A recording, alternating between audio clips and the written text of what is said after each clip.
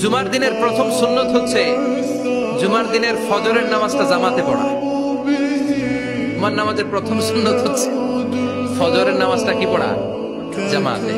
আফদালুস সালাওয়াত ইনদাল্লাহি সালাতুল ফজরি ফি ইয়াউমিল জুমআতি ফি জামাআহ। বিশ্বনবী বললেন জুমার নামাজের 15টা সুন্নত মুখস্থ রাখতে হবে। 1 নম্বর সুন্নত ফজরের সালাত জামাতে পড়তে হবে। 2 নম্বর সুন্নাহ হচ্ছে আসওয়াক, মিসওয়াক করা। মাতহারাতুন লিল ফাম মারদাতুন লিররাব, মিসওয়াক করলে দাঁত পরিষ্কার থাকে, আল্লাহ খুশি হয়ে যায়। 3 নম্বর হচ্ছে দুহুন, তেল মালিশ করবেন। বিশ্বনবী জাইতুনের তেল চুলে আর গায়ে দিতেন। বিশ্বনবী বলতেন ওয়াদাহিনু ফাইন্না ফিত তাদহিনে বারাকাত, তেল খাও, তেল দাও, তেল মালিশ করো, তেলের ভেতরে আল্লাহ বরকত ঢুকাইয়া দিছে। 4 নম্বরে আত্তিব, জুমার দিনে সুগন্ধি লাগিয়ে যাওয়া সুন্নাত। লাগাবেন? লাগাতে রাজি আছেন? বিরাতু আইনি ফিস সালাহ, নামাজের মধ্যে যখন আমি দাঁড়িয়ে যাই আমার চক্ষুটারে ঠান্ডা করে দেয় কে? আবার বিশ্বনবী বলতেন আরবাউন মিন সুনানিল মুরসালিন, 4টা সুন্নাত সব নবীদের সুন্নাত। 1 নম্বরে আল হায়া মানে লজ্জা। আরেক বর্ণনা এসেছে আল খিতান মানে সুন্নাতে খাতনা, এটা সব নবীদের ছিল। আর সেওয়াক, সব নবীরা মেসওয়াক করেছেন। আত্তিব, সব নবীরা আতর লাগিয়েছেন। আর নিকাহ, সব নবীরা বিয়েও করেছেন। চিল্লায় পড়েন আল্লাহু আকবার।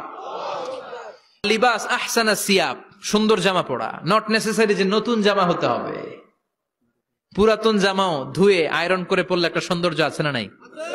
এরপরে ইকসারুস সালাহ আলান নবী, বিশ্বনবীর উপর বেশি বেশি দুরূদ পড়া।